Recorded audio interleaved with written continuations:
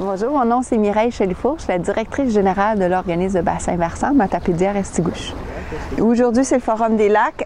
Donc, avec le Forum des lacs, Résilience, grâce aux causes des sédiments, que ce soit en rivière, que ce soit en lac, on vit quand même sur le bord du lac. On a des lacs habités. On n'a pas des lacs en villégiature un peu, mais c'est surtout des lacs habités. On habite à l'année longue.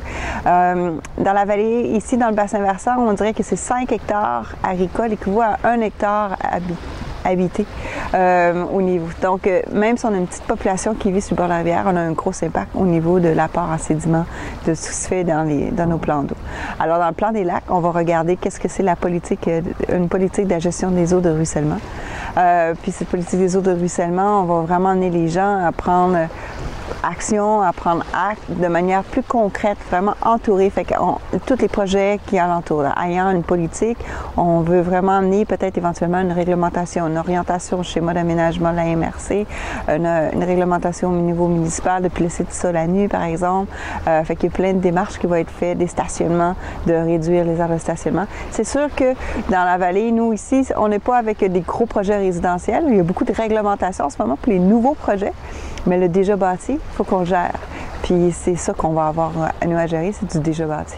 Donc, il y a des aménagements qui se font à la marina de Val-Brillant, notamment pour régler l'apport de sédiments qui venaient de grands aires de stationnement. Généralement, du débarcadère à bateau parle de grands aires de stationnement.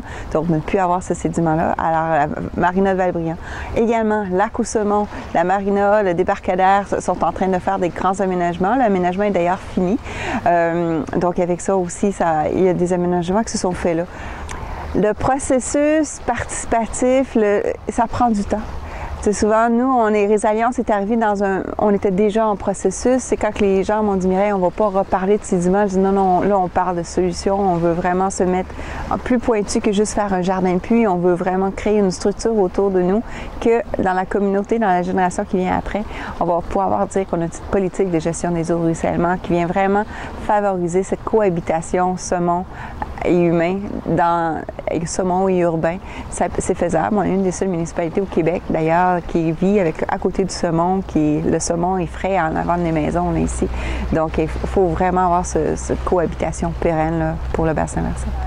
Ralentir, capter, répartir, puis infiltrer. C'est les prochains mots qu'on a. On a parlé tous les mots du recyclage, réutiliser. C'est les 4 mots. Là. Ralentir, capter, répartir et infiltrer.